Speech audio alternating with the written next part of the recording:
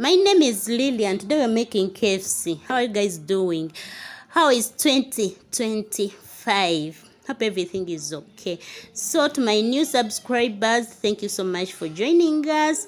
Yes, and if this is your first time here, kindly subscribe, like, comment, share. I mean, we are family.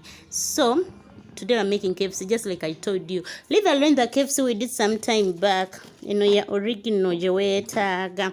So you get your chicken, put them in a saucepan. Yeah. After cleaning it very well, you put it in a saucepan. You get your bay leaf, you get your ginger, you get your garlic. Nakozesa these local ones because videos zange zirabibwa people from different places. You may find someone from deep in the village nga tosobola kufuna bino ebirala, so nina okukozesa biri byennyini whereby ebino ebyaffe mbiina. So eyo nabadde ngitaddeko ng'eri ku boilinga. Awo nabadde neetaaga okufuna ginger, garlic and soy sauce and TS tomato sauce for you. Immediately after getting that, I had to get wheat. Era mu wheat omwo ne nteekamu garlic, ginger, ne nteekamu ne salt. That's all I wanted in my wheat. Then after ne ntandika okubimixinga. I had to start mixing it very well. Nefunaka container akalala in another container ne nteekamu amagi. Just 2 eggs. I used 2 eggs. Nenteekamu amagi nenga nago nengakoona. Emala nengatabula bulungi. Then mweno wheat gye ndi okumixinga gy'olaba awo. Nemala nentandika okugidividinga into 2. Endala nengiteeka muli mu magi, emu nensigala wano. Ng'era bw'olaba bwenkola. That's what you should do when doing this chicken.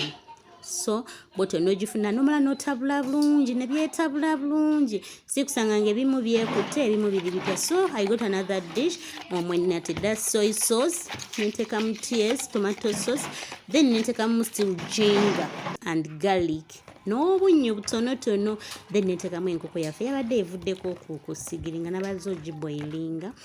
Netandika obimixing. I started mixing them very well. I gave it time. Nebanga eterera bulungi.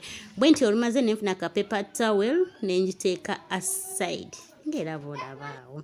Then awo ekyabadde kiddako to dip it in what?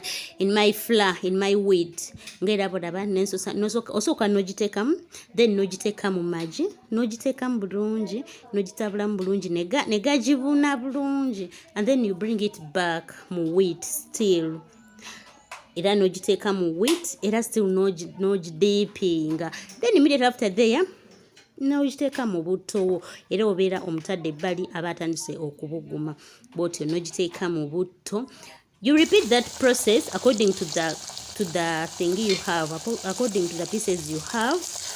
You repeat the process ng'era bw'olaba. Era wemalirizaawo n'ogiteeka aside n'ekala, then awo n'ogiza ku tray or plate or anything. So that's our KFC for today. Thank you guys for watching. This is my best part. Mba njagala nnyo okutestinga. Remember, I'm losing weight naye mama simanyi oba naabiterera.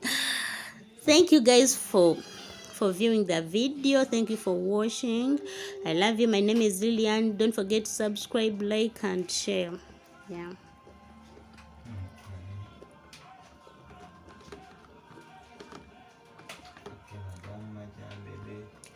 Nice.